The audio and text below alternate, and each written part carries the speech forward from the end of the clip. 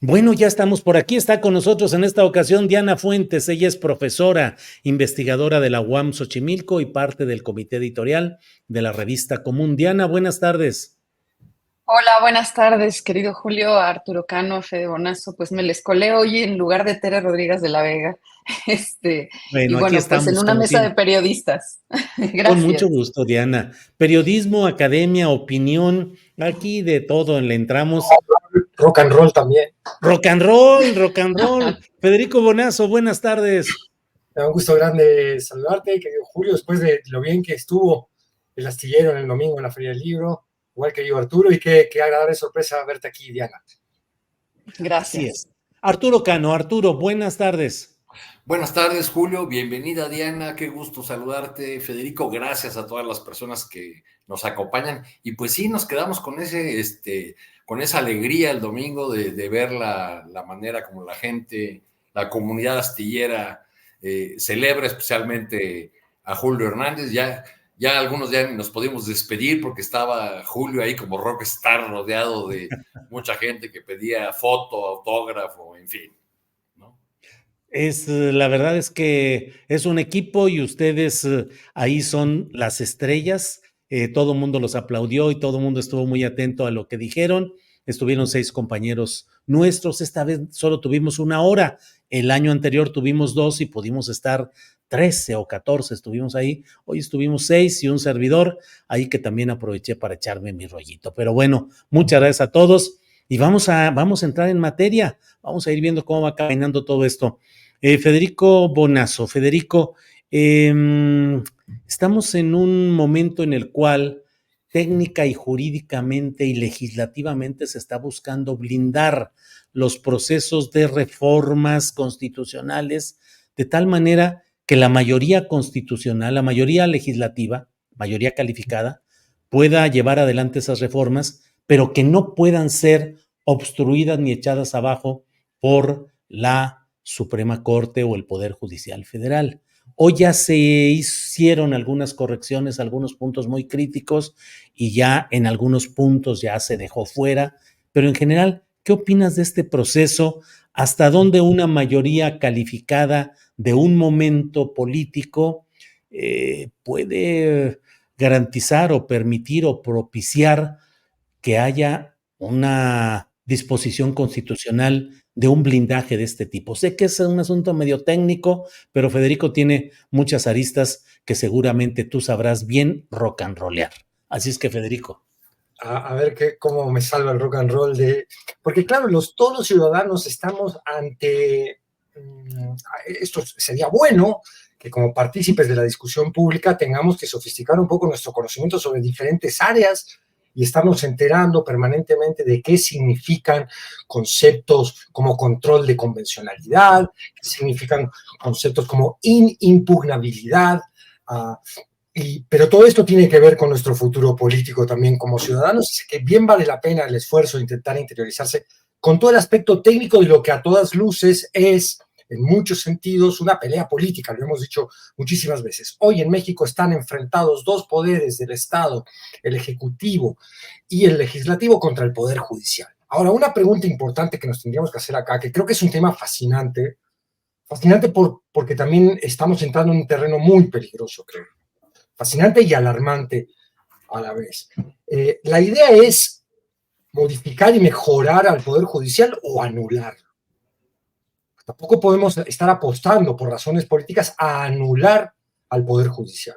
Ese Poder Judicial que vamos a necesitar en un futuro, si es que todos apostamos a vivir en un régimen democrático, si en algún momento cambia la relación de poder y sube, por ejemplo, un gobierno de derecha, toma el control del poder político, ¿qué vamos a hacer allí?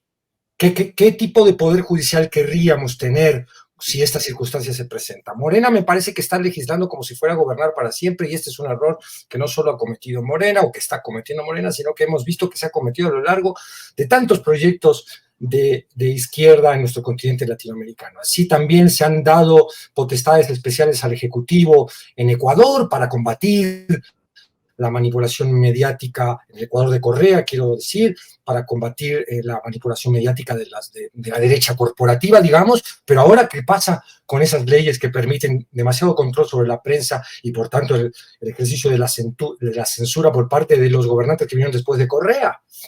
Y lo mismo en Argentina, donde el kirchnerismo abusó del uso de los decretos de urgencia, que ahora son los que usa Milei también. Es decir, no podemos legislar ni diseñar las instituciones del Estado adaptándolas con forceps a la coyuntura política. Yo creo que eso hay que entenderlo cuanto antes y lamentablemente la tarea legislativa es una tarea de mediano y largo plazo. Nuestros legisladores tienen una responsabilidad legislativa, es apostar a largo plazo.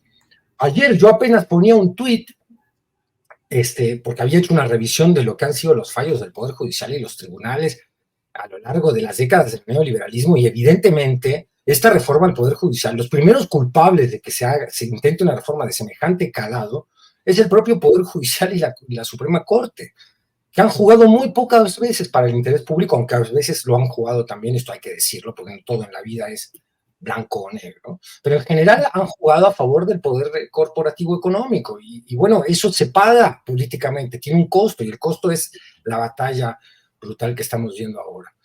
Ayer intentaron, yo ponía este tuit diciendo esto mismo que acabo de repetir aquí, y a las horas nos enteramos que Adán Augusto quiere avanzar una iniciativa de propuestas donde se propone regresar en una concepción absolutamente retrógrada y conservadora a un estatus constitucional en el cual México no debe respetar los acuerdos internacionales de derechos humanos que están con el control de convencionalidad fijados en el artículo 1 de nuestra Constitución, que al añadirle el párrafo que querían añadirle, hacíamos un retroceso inmenso, propio de una maniobra del pensamiento conservador y de derecha.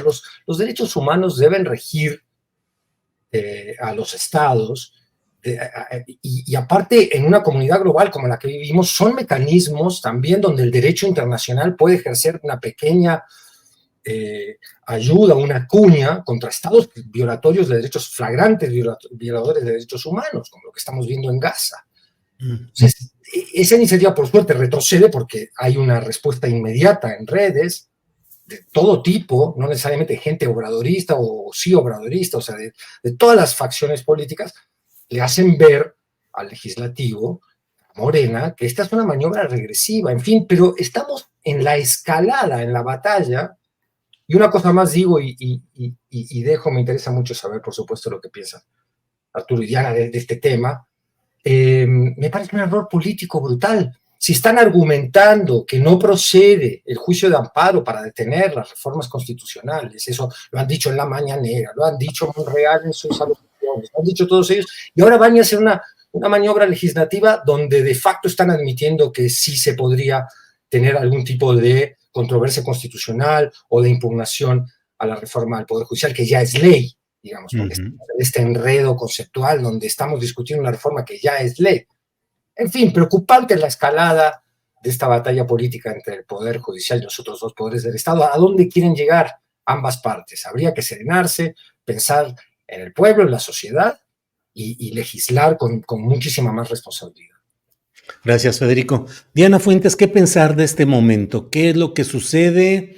¿Qué tanto el proceso en el que se busca blindar este tipo de reformas constitucionales puede implicar que más adelante, con el cambio de partido en el poder dominante, pueda servir para también imponer decisiones contra las cuales no haya el recurso o la alternativa judicial correspondiente? Diana. Bueno, yo en primer lugar pensaría que sí, es cierto lo que nos dice Fede, que ustedes han analizado muchas veces en términos de que aquí se está dando una pelea política y que el entramado, digamos, legal y los debates que están dándose en el territorio propio del derecho y de las normas, de las leyes, de la Constitución, es algo que está expresando esa tensión que de origen está ahí. A mí no deja de parecerme, a pesar de que reconozco también que sí, que hay un proceso de alfabetización para todos y para todas respecto de cómo funciona el Poder Judicial y los debates que ahora se están abriendo en torno a su funcionalidad en el marco amplio del Estado, creo que sí estamos en un escenario kafkiano, es decir, porque de pronto pareciera ahora que el debate tiene que ver más con la interpretación, la aplicación, el modo en que se hace una hermenéutica específica de esas leyes. Y en todo caso, ¿no? Los ciudadanos quedamos un poco como pareciera fuera del juego, ¿no? Cuando en realidad sí es un juego de orden político. Yo no alcanzo, no tengo los conocimientos técnicos para saber hasta qué punto, si esto ya existía en la ley de amparo, ¿no? Al pasarse a la Constitución, efectivamente dará un estatus tal a esto que en el futuro, cuando efectivamente Morena no tenga una mayoría en el Congreso o cuando no sea una fuerza política dominante, entonces contravendría a cualquier posibilidad de que un grupo, una fuerza específica, quisiera utilizar este recurso para tratar de frenar iniciativas que vinieran de otra fuerza política. No lo sé. Sin embargo, lo que sí creo que también está en juego acá, más allá de toda esta minucia, es la legitimidad. Creo que el problema es que la jueza de Coatzacoalcos, aquellos que han intentado parar la ley, la reforma, la que ya es ley constitucional al Poder Judicial, en realidad siguen colocándose en un lugar en la que abonan en contra de lo que ha sido una legitimidad ganada vía las urnas. Y eso es algo que, por supuesto, Monreal decía que lo van a utilizar con responsabilidad, ¿no? Pero eso es algo que sí está ahí. Y si consideramos por esto la idea de la legitimidad, es decir, que es el principio político que en realidad permite la acción del Estado, en este momento la legitimidad sí está del lado y de la cancha de Morena, ¿no? Entonces, lo que me parece es que, en todo caso, eh, las medidas que están tomando, las acciones que estamos viendo por parte de estos jueces tratando de frenar la reforma, no tiene que ver solo con el hecho, ojalá esperáramos que se serenaran, pero acá se están debatiendo muchas cosas detrás. Y entre ellas es el lugar que han ocupado en la configuración del Estado mexicano. Y por eso creería yo que esta medida, ¿sí? No sabemos hasta dónde ni en términos prospectivos valdría la pena hacer una lectura del presente, suponiendo entonces que en el futuro va a tener un aspecto negativo, sino más bien ver en este momento cómo en esta componenda de esas fuerzas políticas no nos prefigura también la forma en la que va a actuar ese poder judicial, que va a ser en última instancia el que va a nutrir incluso a los servidores que van a someterse al voto popular. Entonces, yo creo que aquí en el centro está la posibilidad o no que tengamos de que se configure la fuerza que tiene, la legitimidad que ha ganado Morena a partir del reconocimiento del otro poder, ese poder judicial, que tendría que hacer de que no solo es un mandato social, sino que es una necesidad que goza de ese prestigio necesario para que suceda. Bien, Diana, gracias. Arturo Cano, ¿qué opinas de este tema? Los entretelones, la retirada que hace Adán Augusto de estos puntos críticos, polémicos, incluso hasta el jaloneo que hay entre Senado y Cámara de Diputados, es decir, entre Ricardo Monreal y Adán Augusto López Hernández para integrar el comité de evaluación, que va a ser el filtro final que permita postular, discernir de entre el conjunto de aspirantes cuáles podrían llegar a las boletas electorales. Arturo, por favor, tu opinión. Mientras todos nos volvemos expertos en arquitectura constitucional, lo que verdaderamente les importa a alguno, que son los nombres de las personas que van a estar en esos comités, que serán una suerte de grandes electores, porque, vamos, el pueblo va a votar a los jueces, a los magistrados, a las ministras y ministros, pero los va a votar sobre una lista que otros van a definir. Y ese poder lo van a tener esos comités. Me da la impresión, Julio, de que desde el Senado de la República se trató de atajar con un exceso los excesos del Poder Judicial, ¿no? La cantidad de recursos, de vericuetos, que tienen su máxima expresión en la resolución o el intento de la jueza de Coatzacoalcos, de la jueza Nancy, de llevar incluso al tema del desacato a la presidenta Sheinbaum. Pero ayer, cuando se presentó esta iniciativa, leo las notas de varios colegas, Adán Augusto López Hernández, el coordinador de los senadores de Morena, la presentó a nombre de las dos cámaras. Y hoy que se escucha a Ricardo Monreal diciendo, yo no me meto en lo del Senado, esa es la Cámara de Origen, ellos lo hicieron, bueno, entonces ahí alguien mintió, o alguien no dijo toda la verdad, ahí hay por lo menos una falta de coordinación, cuando no un jaloneo que tiene otro fondo. Para Adán Augusto López Hernández, que como ha manejado esta situación nos da la impresión de que como constitucionalista es un gran notario,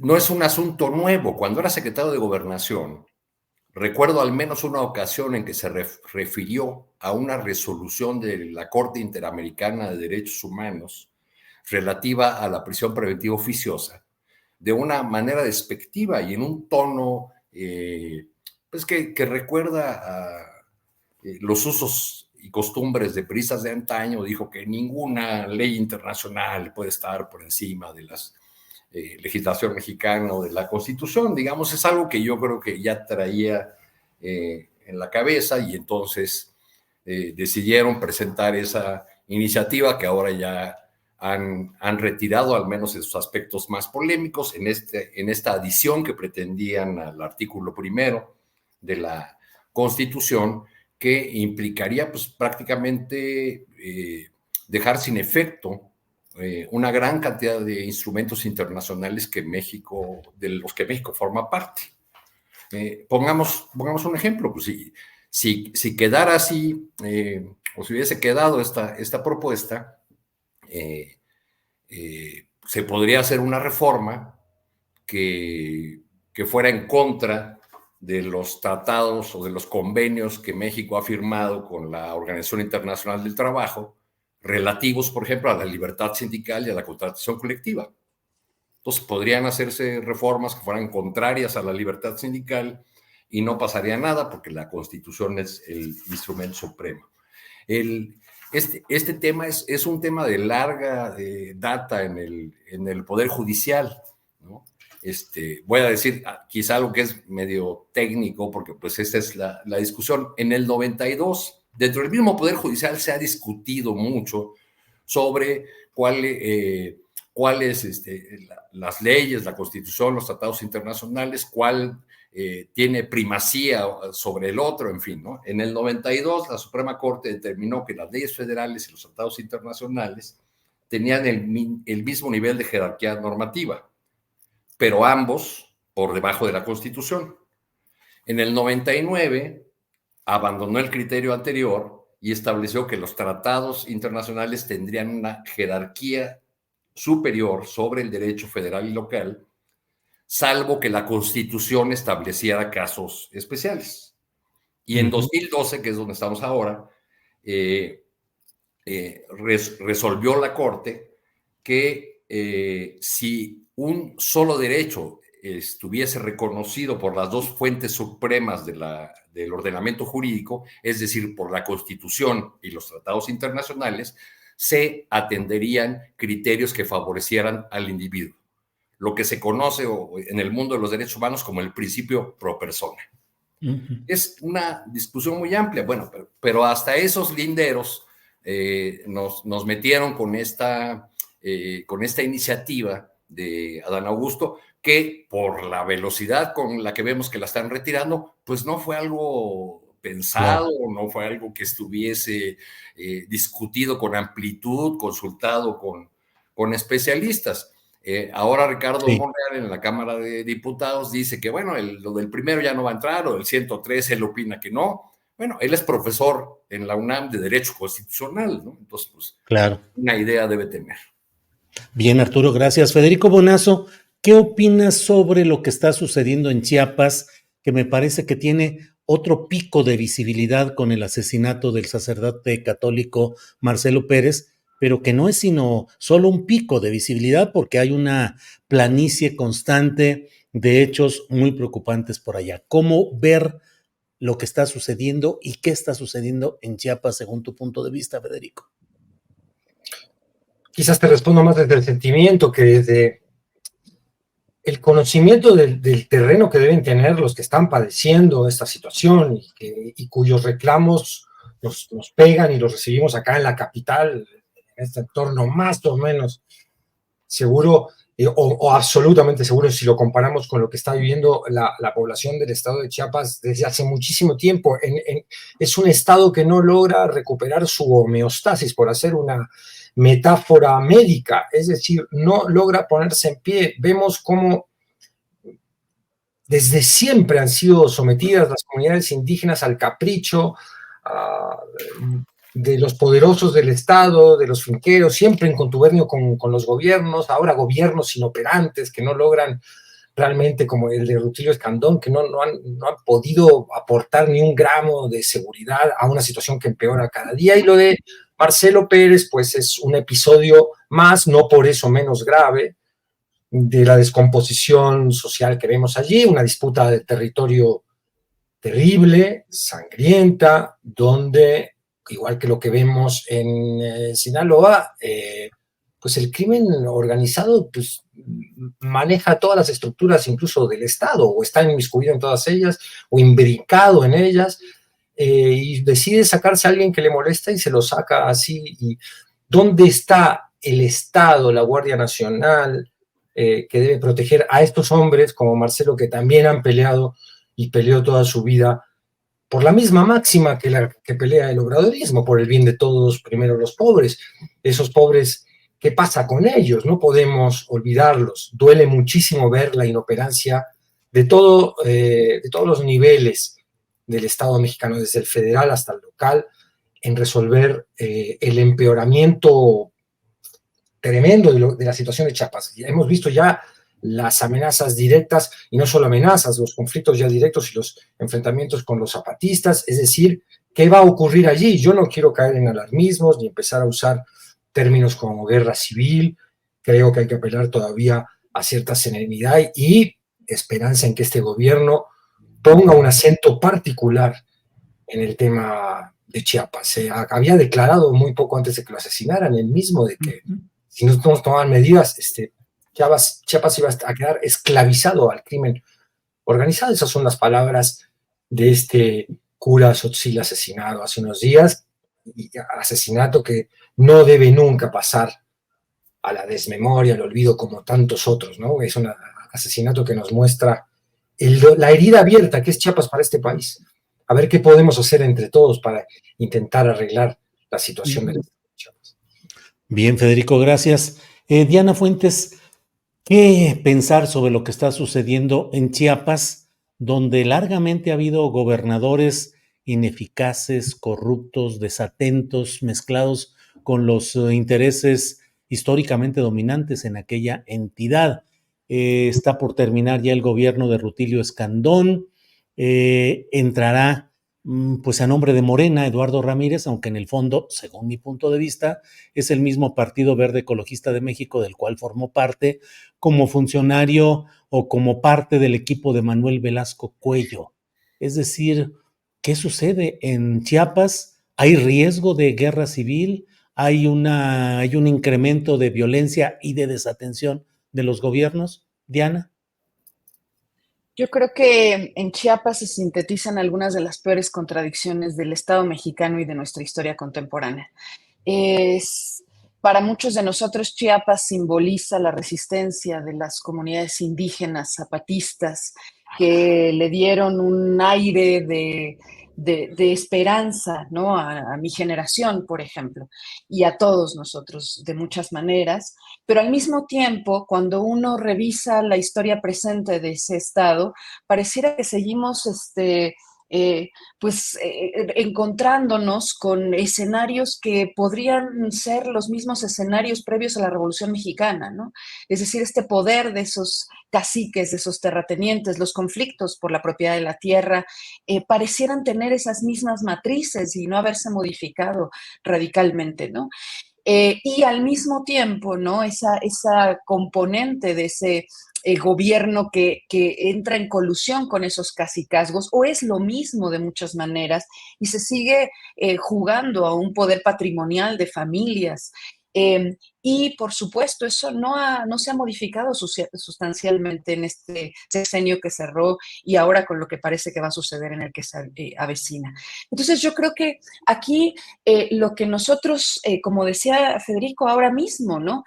Pareciera que en el centro del país, en donde se concentran la opinión pública, se concentran los poderes de la nación, nos llega como si fueran solo voces distantes, lo que ha venido sucediendo en Chiapas, y que solo podemos asemejar a la violencia que azotó al país durante aquel sexenio de Felipe Calderón en otras regiones, Tamaulipas, Veracruz, el centro del país. Es decir, de pronto nos resuena algo ya vivido, pero con un componente muy particular que tiene que ver con la presencia de las comunidades indígenas. Yo también creo, espero que no podamos hablar de guerra civil, porque la guerra civil presupondría que aquellos que están siendo atacados van a responder también en términos armados. Eso es una guerra civil. Eh, y entonces yo creo que es lo interesante, lo contradictorio, pero al mismo tiempo lo necesario en este momento, es que ahí donde se ha defendido con mayor ferocidad la autonomía de los recursos, de los usos y costumbres de los pueblos indígenas, ahí es donde hoy por hoy se necesita más presencia del Estado. Y cuando decimos presencia del Estado, no nos referimos solo a las fuerzas del orden, sino también a la presencia del Estado en términos de el ejercicio del poder político, un ejercicio del poder político que vela por la justicia, que vela por tratar de armonizar los intereses contrapuestos. Y eso es lo que no hay, es un abandono y un mirar a otro lado que no podemos, de lo cual no podríamos disculpar tampoco a la 4T, ¿no? Sobre todo porque es ese sector de nuestra sociedad, efectivamente, el que más abandono institucional constitutivo ha tenido históricamente. Entonces creo que esto es un síntoma, el asesinato del padre Marcelo es un síntoma muy doloroso, pero un síntoma de una enfermedad que sí, que está ahí y a la cual no podemos dejar de mirar, porque además ya sabemos por la experiencia que cuando esto se acrecenta en una región del país, no se detiene, no respeta los límites, digamos, estatales, sino que es manifestación de algo que va increciendo y creo que por eso debemos voltear a mirar y debemos exigir al Estado mexicano que tome medidas de mayor certidumbre al respecto. Bien, Diana, gracias. Arturo Cano, ¿qué opinar sobre lo que está pasando en Chiapas? Sale Rutilio Escandón, entra Eduardo Ramírez y bueno, pareciera que las cosas no solo no cambian, sino que cada vez están peor, más complicadas, violencia, crimen organizado, migrantes, tráfico de personas, en fin. ¿Qué pensar de lo que está pasando en Chiapas, Arturo Cano? El día que matan al sacerdote, el próximo gobernador de Chiapas, Eduardo Ramírez Aguilar, publica un artículo en el que promete que va a erradicar el analfabetismo. ¿Cuántos gobernadores habrán prometido lo mismo?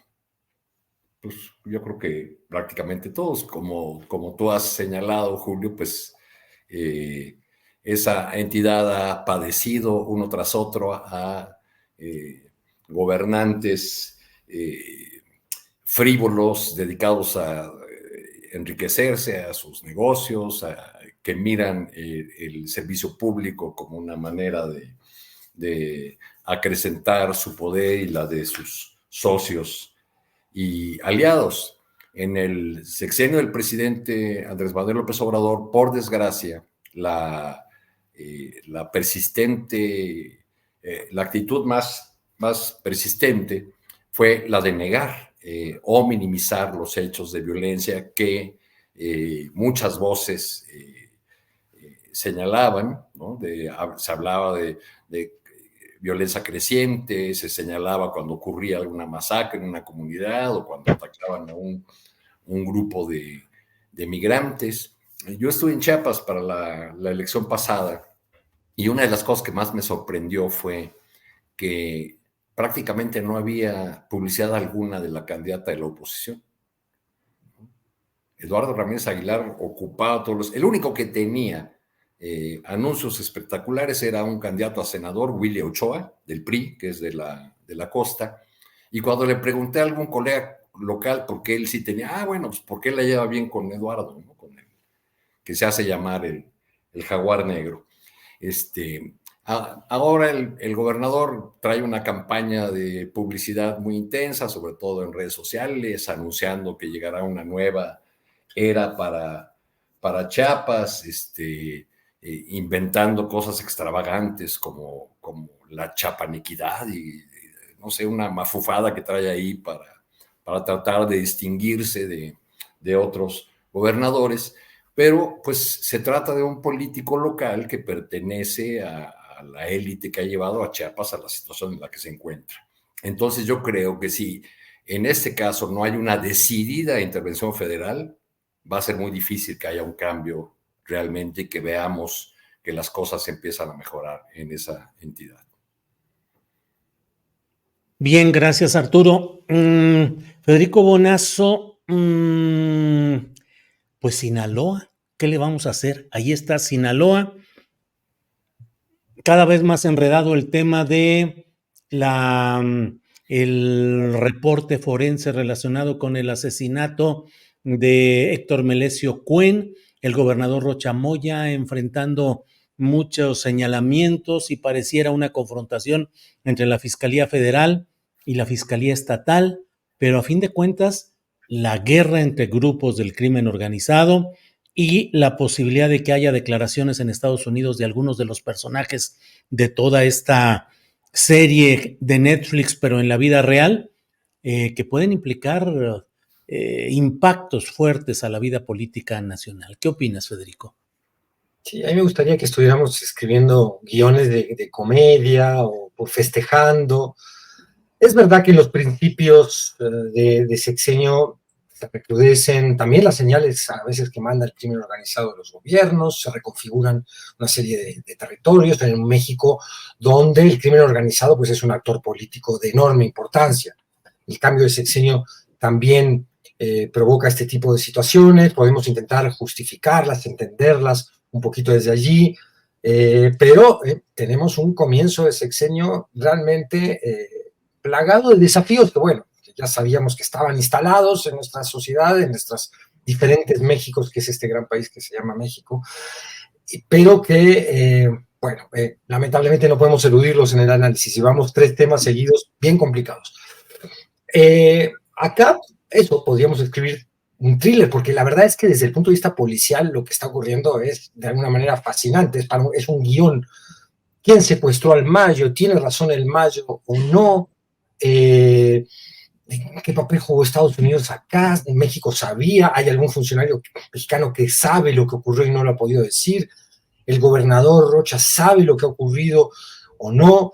Pero a todas luces ha planteado a través de su fiscalía local un montaje que ha quedado desarmado y que uno se pregunta cómo puede ser que todavía ciertos funcionarios o fiscalías jueguen con ese nivel de candor a los montajes que van a ser desarmados en pocas horas de manera tan rotunda y que los incrimina, porque estas personas, la fiscalía local habría incurrido en responsabilidades incluso no solo administrativas, quizás penales. Es algo que va a haber que comprender en qué medida ha sido así, pero que lo que produce como efecto, como uno de los tantos efectos en el sentir de los ciudadanos es que no tenemos sistema de justicia, o sea, y esto no se arregla eligiendo todos los jueces en el 25 y en el 27, se arregla con otro tipo de medidas que contemplen a las fiscalías. Cuando tú dices no, atrae la Fiscalía General de la República, atrae el caso. ¿Y eso qué seguridad le puede dar a la ciudadanía o a los mismos sinaloenses de que ahora sí, con la Fiscalía Central, el caso va a encontrar resolución? Pues tampoco. Y este déficit permanente genera también un desánimo que se suma al estrés social que viven los que ahora son los que padecen directamente esta guerra entre los chapitos, los mallitos y las facciones internas del cártel de Sinaloa. ¿Qué papel habría jugado el ex rector de la Universidad Autónoma de Sinaloa? ¿Qué papel juega el actual gobernador? Si él dice que puede probar con los papeles aduanales, de control aduanal de los Estados Unidos, que justo ese día estaba en Estados Unidos. O casualidad, justo ese día en que secuestran al malo y asesinan al ex rector, el gobernador está en Estados Unidos y está haciendo ¿qué?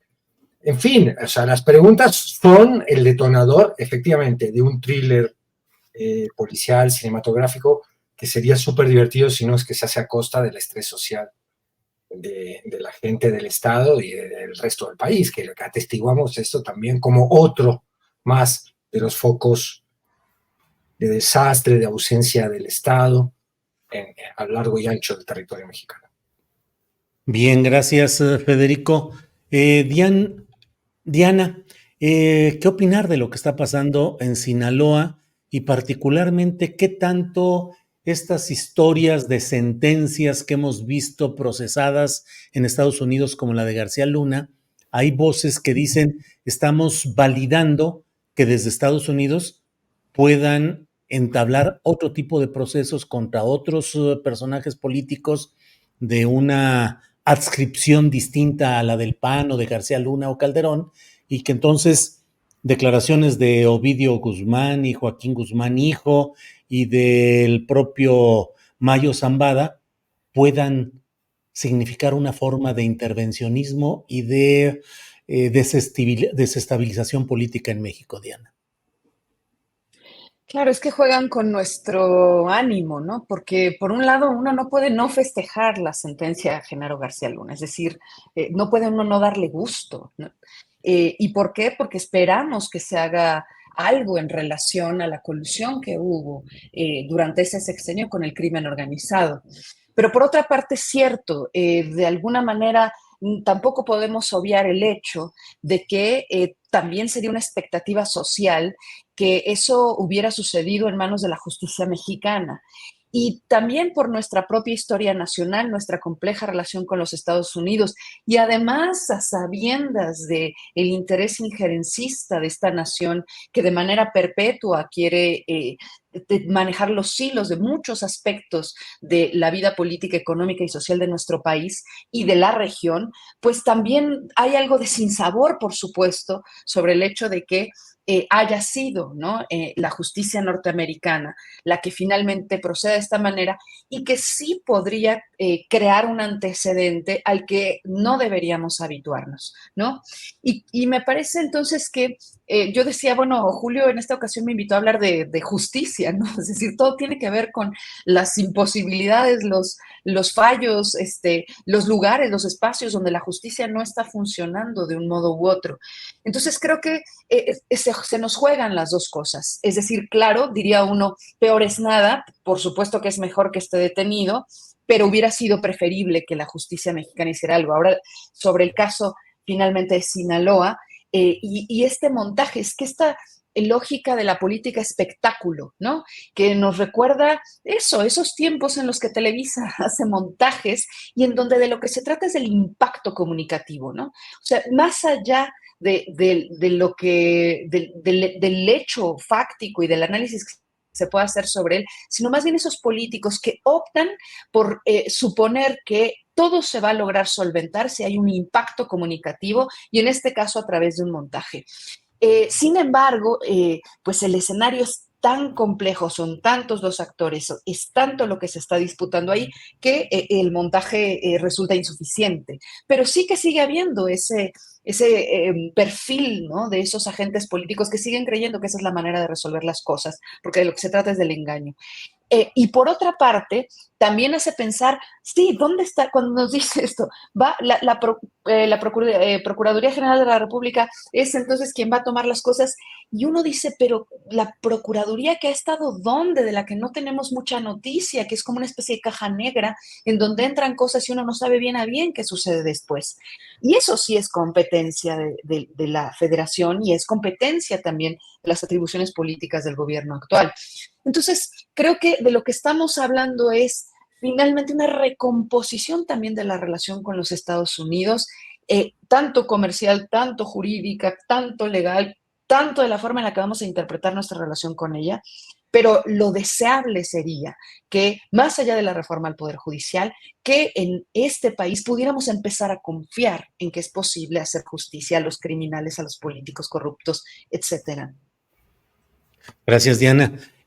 Arturo Cano, dijo Diana Fuentes algo que me parece dentro de todo lo que dijo muy importante e interesante, pues cómo estamos metidos ahora en este proceso en el cual tecnicismos jurídicos y lo judicial, lo penal, los procesos diversos están relacionados con asuntos de justicia. Parecería que pasamos del torbellino electoral desde las corcholatas y el proceso y precandidaturas, candidaturas, elecciones, y ahora estamos anclados en ese terreno de lo judicial, de lo legislativo en términos judiciales.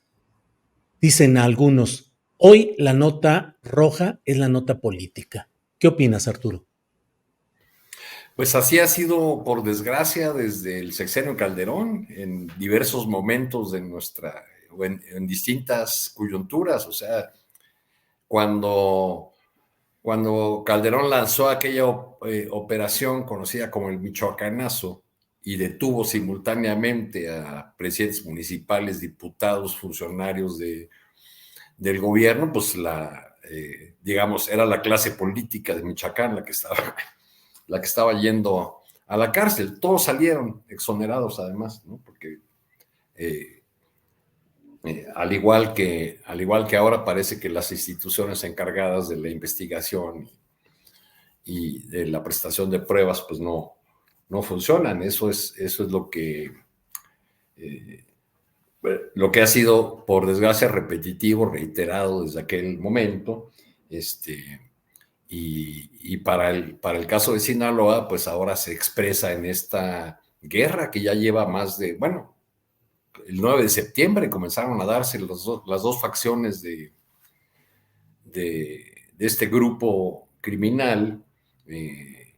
Preguntaba yo a una fuente de Sinaloa hoy por la mañana si algo había cambiado tras esta acción en la que fueron asesinados, abatidos, como dice el informe oficial, 19 presuntos sicarios. Y me respondió con 3 palabras: recuperaron un pueblo. Es el Ejido 12, es el pueblito que recuperaron. Le preguntaba si la gente ha comenzado a salir o si se va normalizando la situación. Y dice, bueno, pues es que sube y baja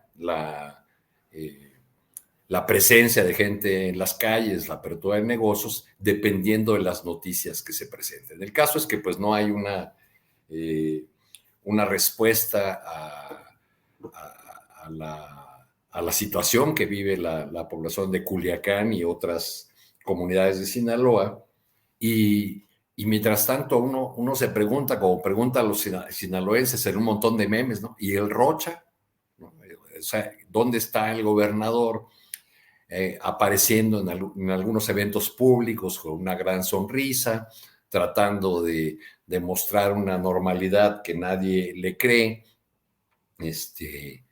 y pues cada día más hundido con las versiones que ahora surgen sobre pues su rival político, su adversario político, porque no solamente era el rector de la Universidad de Sinaloa, era un personaje con el cual el gobernador Rocha tenía una relación directa y una relación muy complicada.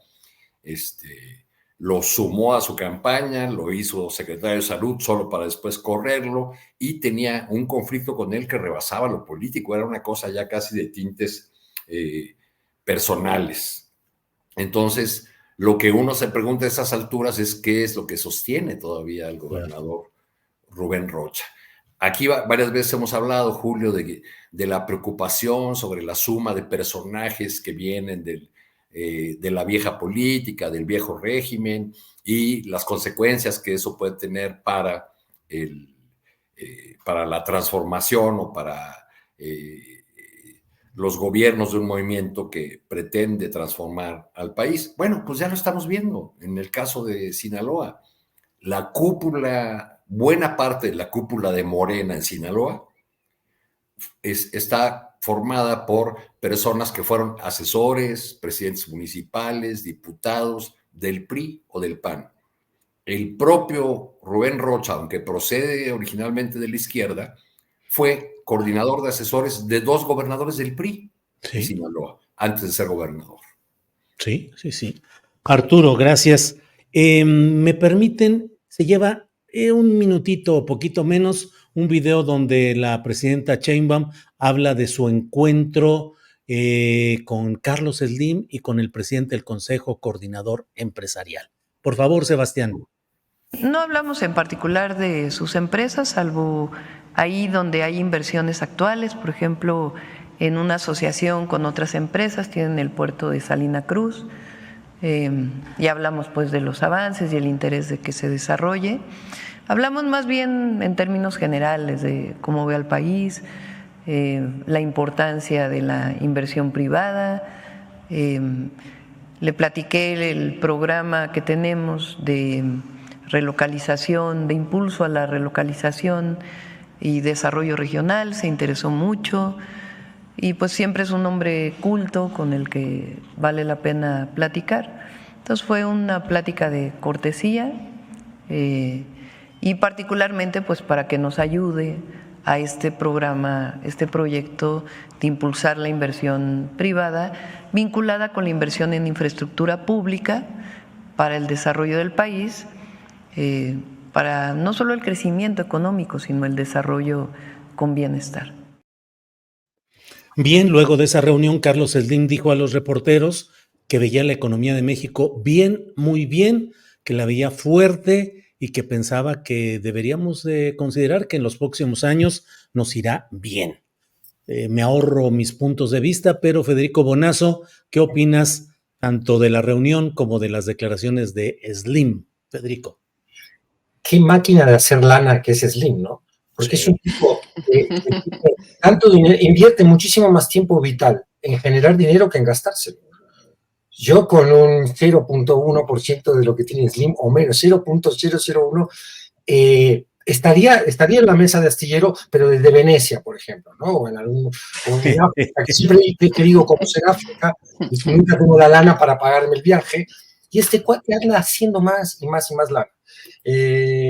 A ver, bueno, es necesarísima la relación entre el gobierno y los grandes empresarios. Slim de todos ellos es el que tiene un poquito más de rostro, no sé cómo llamarlo, nacionalista, es decir, que siente que puede invertir un poco en México. Ojalá que esa relación donde la inversión privada alivia a veces lo que es el gasto público y permite redireccionar el presupuesto hacia otras áreas, sea más virtuosa de lo que ha sido hasta ahora, con un poquito más de ventaja todavía para el Estado, porque estos globos no se mueven si no obtienen réditos claros, importantes y en el corto plazo. De lo contrario, ejercen su mecanismo de chantaje.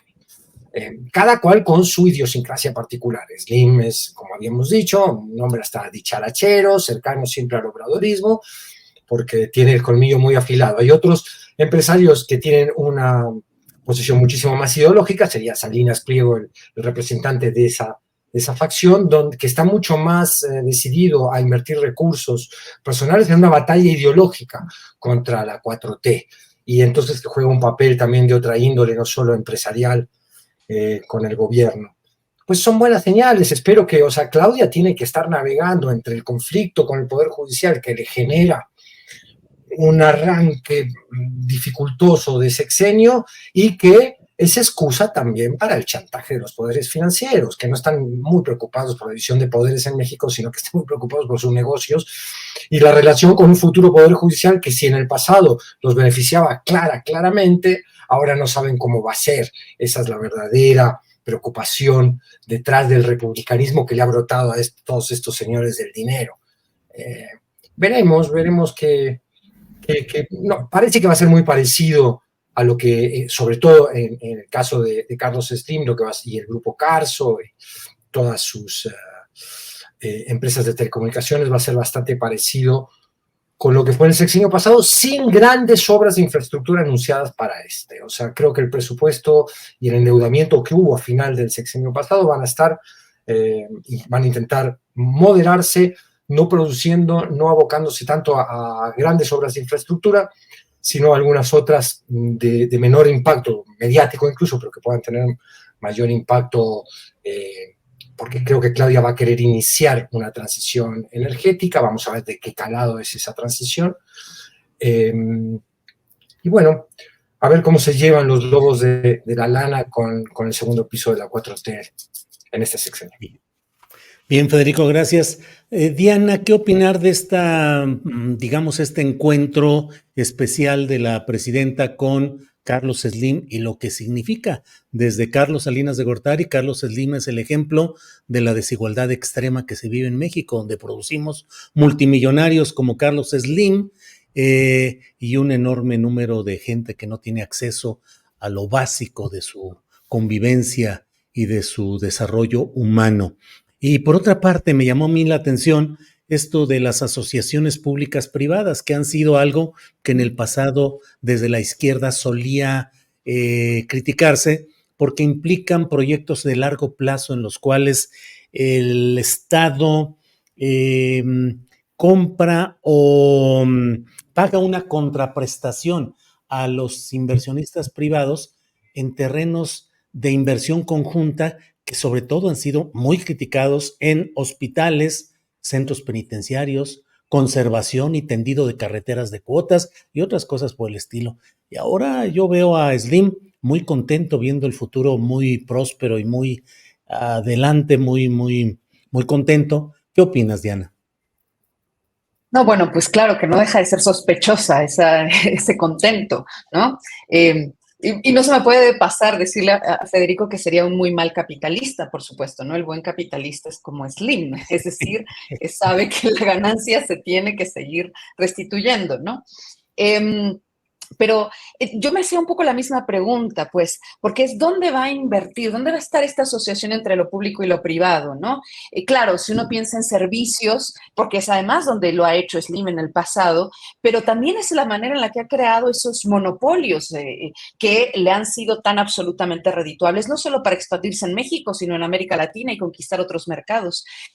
Pero lo ha hecho también al amparo del resguardo de sus negocios en el país. Aquí hay una lógica que a mí me hubiera encantado escuchar, ¿no? La conversación, porque el tema sería que Slim yo creo que también sabe muy bien que es necesario que el Estado mexicano proteja sus intereses económicos frente a otros grandes tiburones, ¿no? Que son mucho más grandes que él, porque él siempre lo pensamos gigante, pero en realidad, pues, cuando pensamos no en la riqueza individual, sino en los consorcios, estamos hablando de cosas bastante más grandes. Y entonces, por supuesto, pensar en la relocalización, pensar en la guerra comercial que está teniendo los Estados Unidos con China, como Estados Unidos nos sigue viendo como traspatio necesario para librar esa batalla, pues ahí la burguesía nacional, como la que representa Slim, necesita que el Estado también, ¿no?, le sirva de contención a eso, y entonces debe establecer compromisos. Y entonces aquí hay un juego de fuerzas muy interesante, ¿no?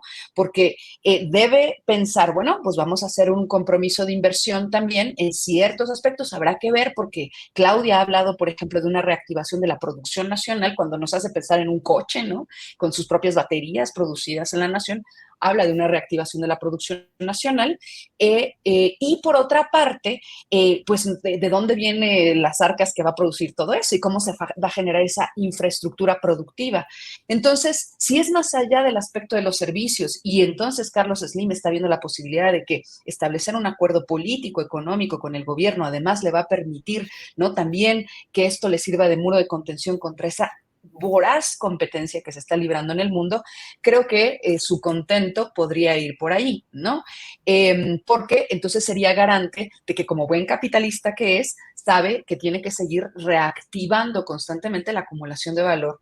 Entonces, Pues eso, yo pensaría que, claro, y del lado de la izquierda siempre se ha criticado esto, porque hemos pensado, ¿no? Siempre necesariamente que esto se paga, ¿no? Que cuando se establece un compromiso, después se tiene que pagar en otro plano.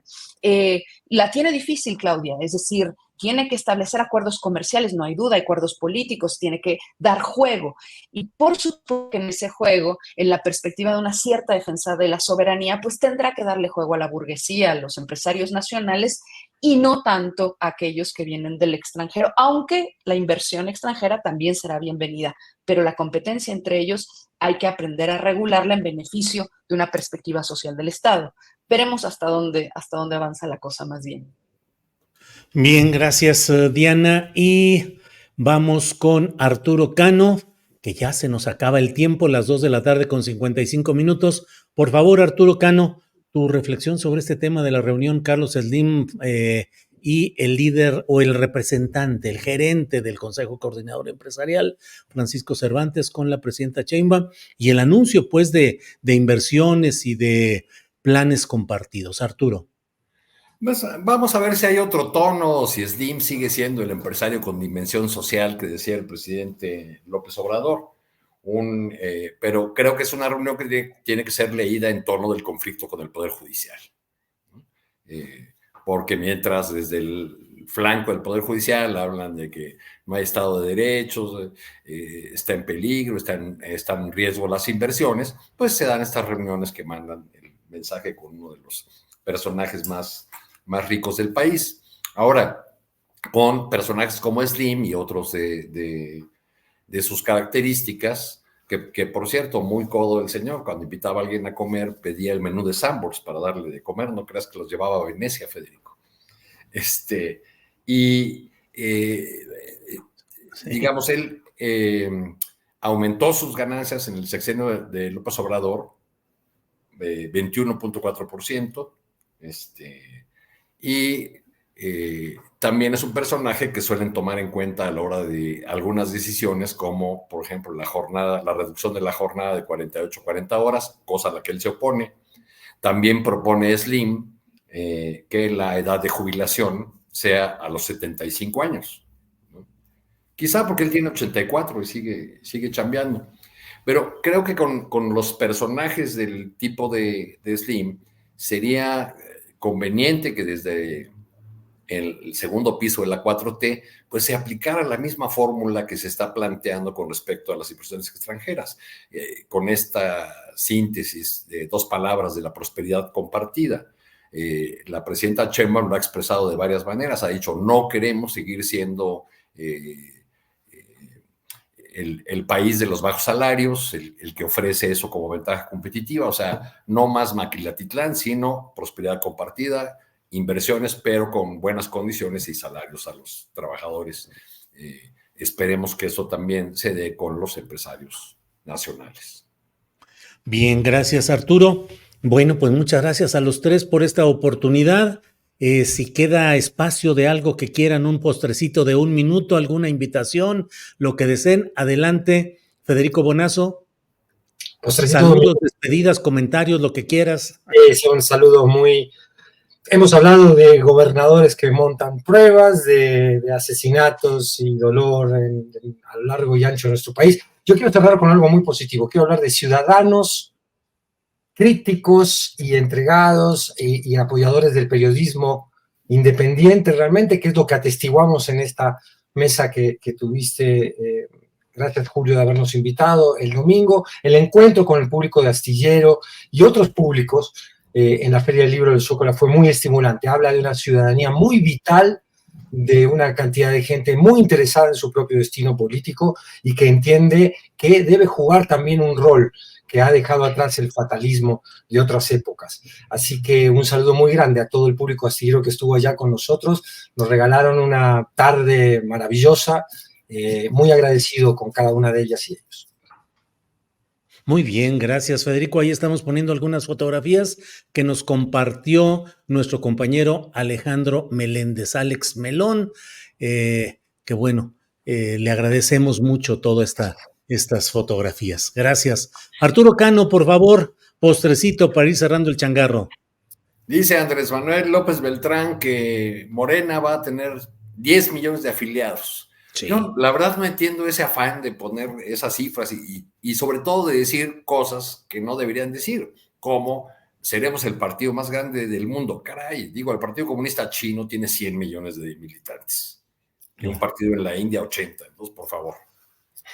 Creo que tienen que cuidar el entrenamiento de estos jóvenes dirigentes. Bien, Arturo, gracias. Diana, por favor, postrecito para cerrar esta mesa. No, pues el postrecito para mí es haber estado en esta mesa, se los agradezco muchísimo, es un enorme gusto.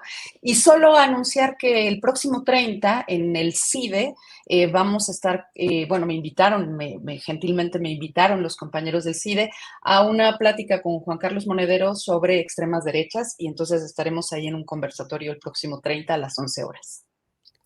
Bueno, pues muchas gracias a los tres. Gracias, Diana, Federico, Arturo. Nos veremos pronto. Por hoy, muchas gracias. Hasta luego. Gracias. Hasta luego.